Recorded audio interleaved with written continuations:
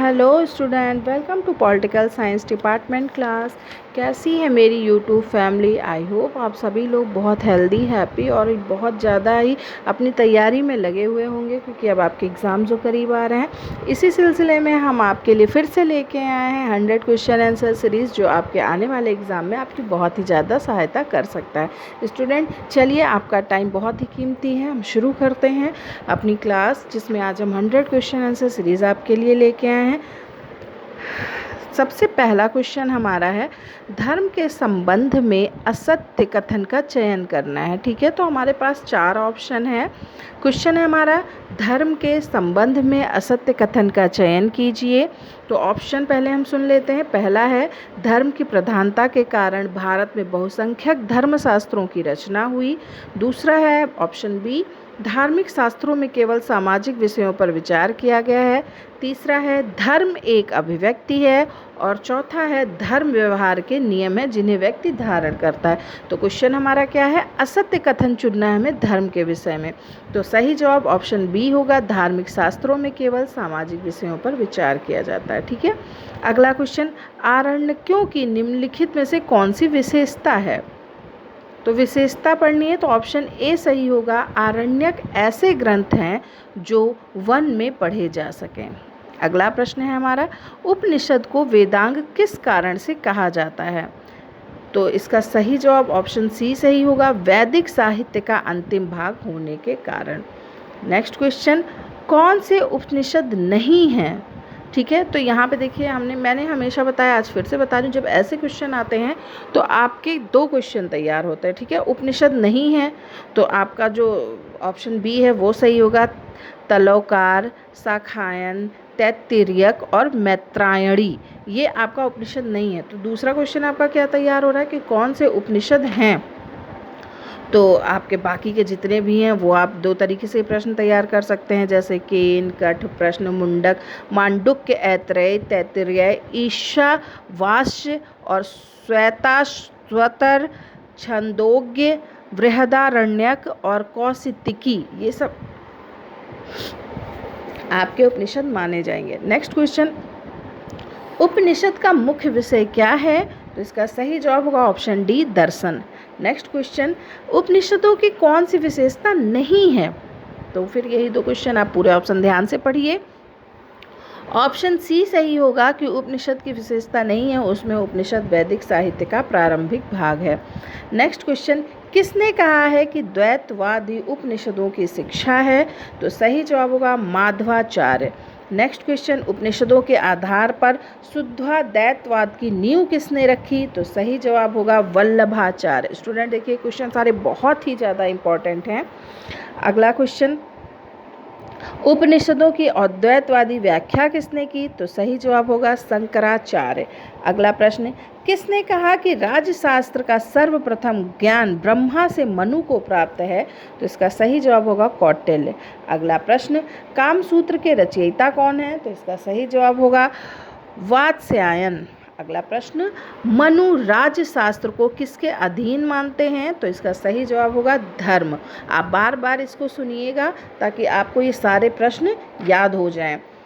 अगला प्रश्न, मनु की विचारधारा की प्रकृति स्पष्ट कीजिए। तो हमारा सही जवाब होगा धर्ममयी विचारधारा। ठीक है, चलिए हम इस क्वेश्चन को ज़रूर एक बार बताएंगे, क्योंकि अगर आप विस्तार से इसको पढ़े होंगे तो ये चीज़ें आपको क्लियर रहेंगी। ठीक है, तो विचारधारा की प्रकृति में ऑप्शन में दिया है कूटनीतिक विचारधारा, धर्ममयी विचारधारा, सामुदायिक विचारधारा और प्राकृतिक विचारधारा। तो विचारधारा की प्रकृति को स्पष्ट करना है। ठीक है, तो इसलिए हमारा ऑप्शन बी सही होगा, प्रकृति में धर्ममयी विचारधारा। अगला प्रश्न है हमारा, महाभारत के रचयिता कौन नहीं है? ठीक है, तो आपका ऑप्शन डी सही होगा, वाल्मीकि। नेक्स्ट क्वेश्चन, किसके द्वारा रचित महाभारत को स्थायी रूप मिला? तो इसका सही जवाब होगा सौती। अगला प्रश्न, महाभारत के अंतर्गत कितने पर्व दिए गए हैं? तो आपका सही जवाब होगा 18 पर्व। फिर अगला प्रश्न, कौन सा महाभारत का पर्व नहीं है? तो फिर वही 2 क्वेश्चन तैयार होते हैं। तो पहले हम जवाब देंगे, महाभारत का पर्व नहीं है, ऑप्शन सी सही होगा हस्तमेघ। लेकिन महाभारत के पर्व में आपको आदि, शांति और आश्रमवासी मिल रहा है। ठीक है, तो यहाँ 2 क्वेश्चन आपका एक साथ तैयार हो रहा है। स्टूडेंट ये सारे क्वेश्चन एक एक लाइन के हैं, लेकिन समझ लीजिए अगर आप इनको बहुत अच्छे से तैयार कर लेंगे तो आपके एग्ज़ाम में ये ज़रूर आपका हेल्प करेगा। अगला प्रश्न, गीता के ज्ञान और चिंतन का ज्ञानात्मक पक्ष क्या है? तो इसका सही जवाब होगा व्यवहारिक। अगला प्रश्न, विष्णु और याज्ञवल्क्य स्मृति में किस व्यवस्था पर विशेष बल दिया गया? तो सही जवाब होगा समूह और समुदाय व्यवस्था। अगला प्रश्न, क्षत्रियों द्वारा किस साहित्य का सृजन किया गया है? तो सही जवाब होगा वेदांग। अगला प्रश्न, पुराणों के विषय में असत्य कथन बताना है। तो सही जवाब होगा कि उप पुराणों की संख्या 24 बतलाई जाती है। नेक्स्ट क्वेश्चन, जैन धर्म और साहित्य के संबंध में असत्य कथन का चयन करना है। तो सही जवाब होगा जैन धर्म का प्रारंभिक ईसा पूर्व 4वीं शताब्दी में हो चुका था। तो नेक्स्ट क्वेश्चन हमारा, आचार्य हेमचंद्र द्वारा कौन से पुस्तक की रचना नहीं की गई है? तो सही जवाब होगा विनय सूत्र। दूसरा प्रश्न इसी में बनता है कि आचार्य हेमचंद्र द्वारा कौन सी पुस्तक की रचना की गई है? तो सही जवाब आपका होगा परिशिष्ट पर्व, आचारांग सूत्र और उत्तराध्याय सूत्र। फिर चलिए आगे बढ़ते हैं। हमारा अगला प्रश्न, बुद्ध साहित्य की रचना किस भाषा में हुई?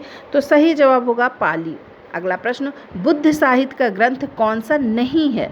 देखिए ये क्वेश्चन आपका आ भी चुका है, तो यहाँ पे प्रश्न है कि ग्रंथ नहीं है, तो सही जवाब होगा संघ पिटक। लेकिन इसको बहुत ही बारीकी से 3-4 बार सुन के याद कर लीजिए। तो बुद्ध साहित्य का ग्रंथ कौन कौन सा है? विनय पिटक, सुत्त पिटक और अभिधम्म पिटक। ठीक है, तो यहाँ दोनों क्वेश्चन आप अपने माइंड में रखिएगा। अगला प्रश्न, मानसो उल्लास ग्रंथ की रचना किसके द्वारा की गई? तो सही जवाब होगा आपका सोमेश्वर। अगला प्रश्न, कौटिल्य के अनुसार राज्य का उद्देश्य क्या है? तो सही जवाब होगा हमारा ऑप्शन ए, व्यक्ति को उसके पूर्ण विकास में सहायता करना। अगला प्रश्न, कौटिल्य ने अर्थशास्त्र के किस अधिकरण में साप्तांग सिद्धांत का उल्लेख किया? तो सही जवाब होगा 6ठे अधिकरण में। अगला प्रश्न, कौटिल्य ने राजा का गुण कौन सा नहीं बताया है? तो सही जवाब होगा राजा को युद्ध प्रिय होना चाहिए। अगला प्रश्न, कौटिल्य के अर्थशास्त्र के अधिकरण सर्वाधिक किससे संबंधित हैं? तो सही जवाब होगा विदेश संबंधी।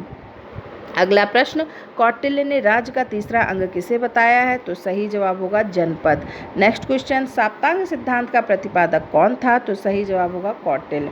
नेक्स्ट क्वेश्चन, कौटिल्य किस प्रकार की शासन व्यवस्था का समर्थक था? तो सही जवाब होगा राजतंत्र। अगला प्रश्न, कौटिल्य ने मंडल सिद्धांत के अंतर्गत कितने राज्यों को सम्मिलित किया है? सही जवाब होगा 12। स्टूडेंट ये सभी एक एक लाइन के क्वेश्चन हैं। मैं आप सभी से रिक्वेस्ट करना चाहती हूँ, प्लीज़ हमें कमेंट करके बताइएगा कि आपको हमारे क्वेश्चन आंसर सीरीज़ कैसे लग रही है, क्योंकि अगर आप हमें हौसला देंगे तो हम आपके लिए और अच्छे से अच्छे क्वेश्चन आंसर ला सकेंगे। अगला क्वेश्चन हमारा है, कौटिल्य ने 60 गुण नीति के कितने लक्षण बताए हैं? तो इसका सही जवाब होगा 6 लक्षण। नेक्स्ट क्वेश्चन, कौटिल्य ने सेना के 4 अंग बताए, इन अंगों में उसने सर्वाधिक महत्व किसे दिया? तो सही जवाब होगा हस्तिबल। नेक्स्ट क्वेश्चन, कौटिल्य के बताए गए युद्धों के प्रकार में क्या सम्मिलित नहीं है? तो सही जवाब होगा धर्म युद्ध। तो फिर इसी में क्वेश्चन क्या बनता है कि कौटिल्य के द्वारा बताए गए युद्धों में क्या क्या है? तो इसका सही जवाब होगा प्रकाश युद्ध, कूट युद्ध और तूष्णीय युद्ध। ये क्वेश्चन भी आपका इंपॉर्टेंट ही है। नेक्स्ट क्वेश्चन, कौटिल्य ने राजाओं को उनकी प्रवृत्ति के अनुसार 3 भागों में बांटा है, कौन सा उसका भाग्य नहीं है? तो सही जवाब होगा युद्ध विजयी। अगला प्रश्न, कौटिल्य ने 60 गुण नीति की अंग आसन से अभिप्राय क्या बताया है? तो सही जवाब होगा ऑप्शन ए, तटस्थता। नेक्स्ट क्वेश्चन, कौटिल्य और मैकियावली के विचारों की समानता के विषय में असत्य कथन बताइए। तो सही जवाब होगा दोनों राज्यों का शासन धर्म के अनुसार करने को कहते थे। अगला प्रश्न, दीर्घ निकाय संग्रह का 27वां सूत्र कौन सा है? तो सही जवाब होगा अगाना सूत्र। अगला प्रश्न, अगाना सूत्र राज्य की उत्पत्ति को किस रूप में उल्लेखित करता है? तो सही जवाब होगा सामाजिक समझौता सिद्धांत। नेक्स्ट क्वेश्चन, बौद्धवाद किस अवधारणा से संबंधित नहीं है? तो सही जवाब होगा मनोवैज्ञानिक। तो ये क्वेश्चन और इसके साथ तैयार हो रहा है आपका कि बौद्धवाद किस अवधारणा से संबंधित है? तो सही जवाब आप ये भी दे सकते हैं, धार्मिक, दार्शनिक और सांसारिक। अगला प्रश्न, बौद्धवादी चिंतन राज्य की उत्पत्ति से संबंधित किस मान्यता का सीधे सीधे विरोधी है? तो सही जवाब होगा ब्राह्मणवादी। अगला प्रश्न, बौद्ध विचारों, उपनिषदों और सांख्य में किस क्षेत्र में अंतर दिखाई देता है? तो सही जवाब होगा उन्मुखीकरण। अगला प्रश्न, मनुष्य की स्वयं की मुक्ति मानवीय जीवन के लिए है, ये भविष्यवाणी करते हुए बुद्ध किस तत्व को संपूर्ण विश्व पर लागू और स्थापित करना चाहते हैं? तो सही जवाब होगा धर्मनिरपेक्षता। अगला प्रश्न, बौद्ध धर्म के अनुसार नियंत्रण का आधार कौन सा नहीं है? तो सही जवाब होगा चक्का रत्न। अगला प्रश्न, बौद्ध धर्म के अनुसार नियंत्रण का आधार कौन सा नहीं है? तो सही जवाब होगा चक्का रत्न। इसके साथ ही साथ बौद्ध धर्म के अनुसार नियंत्रण का साधन नहीं है, तो सही जवाब होगा कत्थी रत्न। नेक्स्ट क्वेश्चन, बुद्ध के अनुसार शक्ति या संप्रभुता का प्रतिनिधित्व कौन करता है? तो सही जवाब होगा चक्र। नेक्स्ट क्वेश्चन, बुद्ध धम्म की विशेषता के संबंध में क्या असत्य है? तो सही जवाब होगा लोगों को आजीविका प्राप्त करने हेतु अग्रसर। ठीक है, तो ये हमारा बहुत ही इम्पॉर्टेंट क्वेश्चन सीरीज़ है। आप प्लीज़ इसको बहुत ध्यान से बार बार पढ़िएगा। अगला प्रश्न, शरीयत के विचारों को फैलाने के लिए भारतीय संदर्भ में अपने नए सिद्धांतों का प्रतिपादन किसने किया? तो सही जवाब होगा बर्नी। अगला प्रश्न, बर्नी ने अपनी किस पुस्तक को दिल्ली के सुल्तानों के पथ प्रदर्शन के उद्देश्य से लिखा? सही जवाब होगा फतवा ए जहांदारी। अगला प्रश्न, बर्नी की रचित पुस्तक कौन सी नहीं है? तो सही जवाब होगा मुसाफिर ए सादाब। तो इसी के साथ एक क्वेश्चन और भी तो तैयार हो रहा है कि बर्नी द्वारा रचित पुस्तक कौन सी है? तो सही जवाब होगा सालात ए कबीर, इनायत नाइमे इलाही, तारीख ए बरमकियान। ठीक है, अगला प्रश्न, बर्नी के राजनीतिक सिद्धांत का लक्ष्य कौन सा नहीं था? तो इसका सही जवाब होगा प्रचुर मात्रा में धन का संयोजन कैसे किया जाए। नेक्स्ट क्वेश्चन, बर्नी की दृष्टि में आदर्श सुल्तान कौन था? तो सही जवाब होगा जो काफिरों का विनाश करता था। नेक्स्ट क्वेश्चन, बर्नी ने वास्तविक शासक किसे स्वीकार किया? तो सही जवाब होगा ईश्वर। अगला प्रश्न, बर्नी के अनुसार सांसारिक बादशाह को राज व्यवस्था संचालन के लिए किसका अनुसरण करना चाहिए? तो सही जवाब होगा ईश्वर के गुणों का। नेक्स्ट क्वेश्चन, बर्नी किस धर्म की रक्षा एवं आश्रय को महत्व देता था? तो सही जवाब होगा सुन्नी। अगला प्रश्न, बर्नी बादशाह को किन कार्यों को सर्वश्रेष्ठ समझने की सलाह देता था? तो सही जवाब होगा दीन संबंधी। अगला प्रश्न, बर्नी इस्लाम को सम्मान देने के लिए बादशाह से किस कार्य की अपेक्षा करता है? तो सही जवाब होगा इस्लाम के सभी विरोधियों का विनाश। नेक्स्ट क्वेश्चन, कबीर के समकालीन समाज में किस सभ्यता का प्रभाव सशक्त था? तो सही जवाब होगा इस्लाम। अगला प्रश्न, कबीर के संबंध में असत्य कथन बताइए। तो सही जवाब होगा कबीर आम लोगों में लोकप्रिय नहीं रहे। नेक्स्ट क्वेश्चन, सुल्तान से कबीर की क्या अपेक्षा थी? तो सही जवाब होगा सुल्तान खुले आकाश में लश्कर लगाए। अगला प्रश्न, कबीर ने मानवीय कृति और संकल्पनाओं के रूप में किस व्यक्तित्व को दर्शाया? तो सही जवाब होगा राम। अगला प्रश्न, मनुष्य के संबंध में कबीर की मान्यता थी कि? तो इसका सही जवाब होगा कि मनुष्य के संबंध में कबीर की मान्यता थी कि व्यक्ति को सत्य की खोज अपने शरीर और मन में ही करनी चाहिए। अगला प्रश्न, कबीर कालीन परिस्थितियों में समाज बनने के स्थान पर बिगड़ रहा था, इसका क्या कारण था? तो सही जवाब होगा उपरोक्त सभी। तो ऑप्शन बारी बारी से हम देखते हैं। पहला ऑप्शन है कि कबीर कालीन परिस्थितियों में समाज में बनने के स्थान पर बिगड़ रहा था, इसका कारण था लोग आचार विचार और व्यवहार में गिरे हुए थे, लोगों में नैतिकता का पतन हो गया था और झूठ को ही लोग सत्य समझ रहे थे। तो इस तरीके से उपरोक्त सभी ऑप्शन जो है वो कबीर कालीन परिस्थितियों में समाज बनने के स्थान पर बिगड़ रहा था, यही इसका कारण था। अगला प्रश्न, कबीर का संबंध किस परिवार से था? तो सही जवाब होगा बुनकर। नेक्स्ट क्वेश्चन, कबीर ने औचित्यपूर्ण जीवन जीने के लिए क्या आवश्यक माना? तो सही जवाब होगा उचित अनुचित का भेद, उपयुक्त व्यवहार और आचरण, ईश्वर और मनुष्य के प्रति स्नेह। अगला प्रश्न, धर्म के विषय में सही कथन का हमें चयन करना है। तो धर्म के विषय में सही कथन में हमारा ऑप्शन बी सही होगा, जिसमें पहला और तीसरा ऑप्शन सही है। तो धर्म के विषय में सही कथन में ऑप्शन ए कहता है कि धर्म व्यवहार के वे नियम हैं जिन्हें व्यक्ति धारण करता है, और धर्म शब्द का प्रयोग सामाजिक संबंधों के रूप में भी किया जाता रहा है।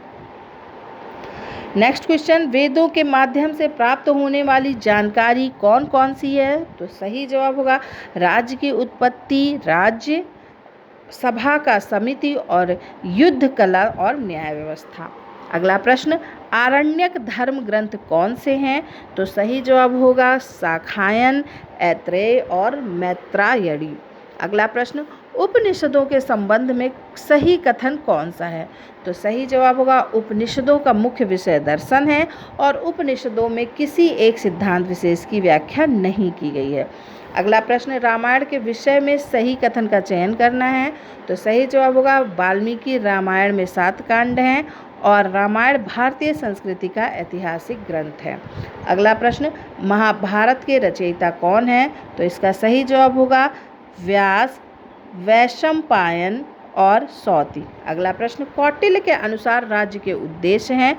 तो सही जवाब होगा कौटिल्य के अनुसार राज्य के उद्देश्य हैं व्यक्ति को उसके पूर्ण विकास में सहायता देना, व्यक्ति को जीवन के तीनों उद्देश्यों की प्राप्ति कराना और राज्य की शांति और सुरक्षा व्यवस्था बनाना। अगला प्रश्न है हमारा, कौटिल्य के अनुसार राजा में कौन कौन से गुण होने चाहिए? तो सही जवाब है राजा को कुलीन होना चाहिए, राजा हंसमुख और उदारभाषी होना चाहिए। अगला प्रश्न, कौटिल्य के अनुसार राज्य के प्रकार कौन से हैं? तो सही जवाब होगा द्वैराज्य, वैराज्य और संघराज। अगला प्रश्न, अगाना सूत के संबंध में क्या सत्य है? तो सही जवाब होगा अगाना सूत में सत्ता और धर्म पर ध्यान केंद्रित है, शक्ति और शासन का विचार आरंभिक बौद्ध दर्शन से बाहर है और अगाना सूत्र दीर्घ निकाय संग्रह का 27वां सूत्र है। अगला प्रश्न है कि कौन सा कथन सत्य है?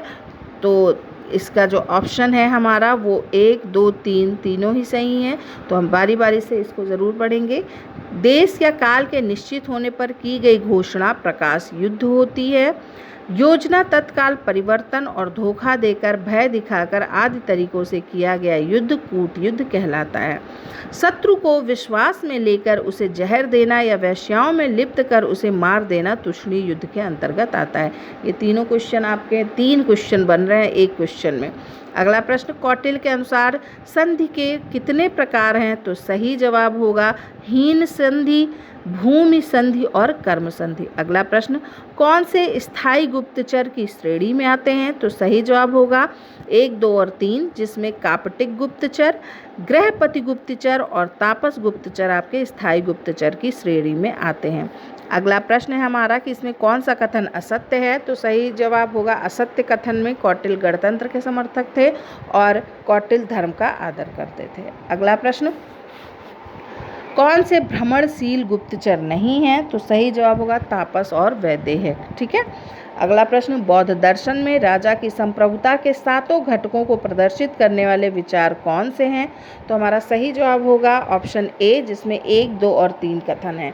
तो बौद्ध दर्शन में राजा की संप्रभुता के 7 घटकों को प्रदर्शित करने वाले विचार, चलिए एक बार इसको भी देखते हैं। पहला, चक्र जो शक्ति या संप्रभुता का प्रतिनिधित्व करता है। दूसरा, शासित क्षेत्र पर नियंत्रण का प्रतीक हाथी, अश्व और पार्षद। और तीसरा है नियंत्रण का आधार स्त्री, मणि रत्न और गहापति रत्न। अगला प्रश्न, बर्नी की पुस्तकें कौन सी हैं? तो सही जवाब होगा सनाए मुहम्मदी, हसरतनामा और तारीख ए बरमकियान। अगला प्रश्न, बर्नी के राजनीतिक सिद्धांत के प्रमुख लक्ष्य क्या थे?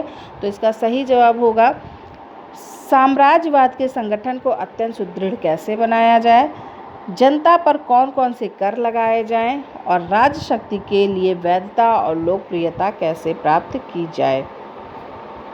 अगला प्रश्न है हमारा, बर्नी ने बादशाह को कौन से उपदेश दिए? तो सही जवाब होगा धर्म की रक्षा करना और धर्म पालन, इस्लाम का सम्मान स्थापित करना, बादशाह समय की कीमत पहचाने और राज्य के नियमों का निर्माण। अगला प्रश्न, बर्नी के व्यक्तित्व के संबंध में कौन सा कथन सही है? तो सही जवाब होगा हमारा ऑप्शन सी, जिसमें तीसरा और चौथा कथन है। तो बर्नी के व्यक्तित्व के विषय में बर्नी स्वयं को एक महान इतिहासकार समझता था और वो अपनी रचनाओं के माध्यम से नाम कमाना चाहता था। अगला प्रश्न है हमारा, कबीर की पकड़ किन विषयों पर थी? तो ऑप्शन डी सही होगा, जिसमें चारों ही ऑप्शन है। कबीर की पकड़ वैदांतिक दर्शन, पौराणिक अवतार, नाथ सिद्ध और इस्लामी मान्यताओं पर थी। अगला प्रश्न, कबीर ने नारियों की कौन सी कोटि बताई है? तो ऑप्शन बी सही होगा, जिसमें पहला और तीसरा ऑप्शन है। कबीर ने नारियों की कोटि में पतिव्रता नारी और स्वच्छंद नारी का वर्णन किया था। अगला प्रश्न, कबीर के सती प्रथा संबंधी विचार क्या थे? तो सही जवाब में ऑप्शन ए सही होगा, जिसमें पहला, दूसरा और तीसरा कथन है। तो कबीर के सती प्रथा संबंधी विचार थे, कबीर ने सती प्रथा की प्रशंसा की, कबीर ने सती प्रथा का सामाजिकरण आत्मा और परमात्मा के पुनर्मिलन के साथ बैठाया है, सती को साहसी और बलिदानी कहा है। चलिए अब अगले क्वेश्चन की तरफ बढ़ते हैं। अगले क्वेश्चन में हमें जो है सूची मिलानी है, जिसमें एक तरफ धर्मशास्त्र है और दूसरी तरफ पुस्तक है। ठीक है, तो पहला है आरण्यक। तो आरण्यक जो है कौन सी पुस्तक में है? ऐत्रेय। अगला प्रश्न है उपनिषद। अगला मिलान जो है वो उपनिषद है, तो इसमें मुंडक, जैन साहित्य, आचारांग सूत्र और बौद्ध साहित्य जो है वो आपका सुत्त पिटक में है। ठीक है, फिर दूसरा क्वेश्चन है हमारा अगला नेक्स्ट क्वेश्चन, जिसमें हमें ग्रंथ और रचयिता को सुमेलित करना है। तो रामायण वाल्मीकि, महाभारत सौती, अर्थशास्त्र बृहस्पति और मानसोल्लास सोमेश्वर। अगला प्रश्न फिर हमारा सूची मिलान करना है। तो इसमें है कौटिल्य के राज्य की उत्पत्ति समझौतावादी पद्धति थी। फिर है कौटिल्य के राज्य का स्वरूप राजतंत्रात्मक था, कौटिल्य के राजा का कार्य जनतंत्रात्मक था और कौटिल्य के अनुसार संप्रभुता का निवास स्वामी था। फिर अगला क्वेश्चन भी हमारा जो है सूची मिलाना है। तो कौटिल्य के अनुसार हमें दुर्ग को सुमेलित करना है। ठीक है, तो औदिक दुर्ग, इस दुर्ग के चारों ओर पानी भरा होता है। पार्वत दुर्ग, इसके चारों ओर पर्वत और चट्टानें होती हैं। धानवन दुर्ग, इसके चारों ओर ऊसर भूमि होती है। और वन दुर्ग, इसके चारों ओर वन और दलदल पाया जाता है। अगला प्रश्न है हमारा, ये भी हमें सूची ही मिलान करनी है। तो राजा और प्रकृति की सूची मिलान करनी है। तो विजुगीसु अपने राज्य के विस्तार की आकांक्षा रखने वाला होता है। अरि, विजुगीसु के सामने वाला राज्य उसका शत्रु होता है। मित्र, अरि के सामने वाला राज्य मित्र होता है और अरि मित्र, मित्र के सामने वाला राज्य। अगला प्रश्न है वो भी हमें सूची ही मिलान करना है। तो ऐसे गुप्तचर जो विभिन्न कलाओं से युक्त होते हैं वो कौन होते हैं? स्त्री गुप्तचर। ऐसे गुप्तचर जो धन की लालसा में कठिन कार्य करने के लिए प्रसिद्ध हों उन्हें कहते हैं तीक्ष्ण गुप्तचर। और अगला है ऐसे व्यक्ति जो राजा के कहने पर शत्रु को जहर देने में निर्दयी भाव रखते हों वो है रसद गुप्तचर। और फिर है सन्यासी के वेश में गुप्तचर कौन है? तो परिव्राजिका गुप्तचर।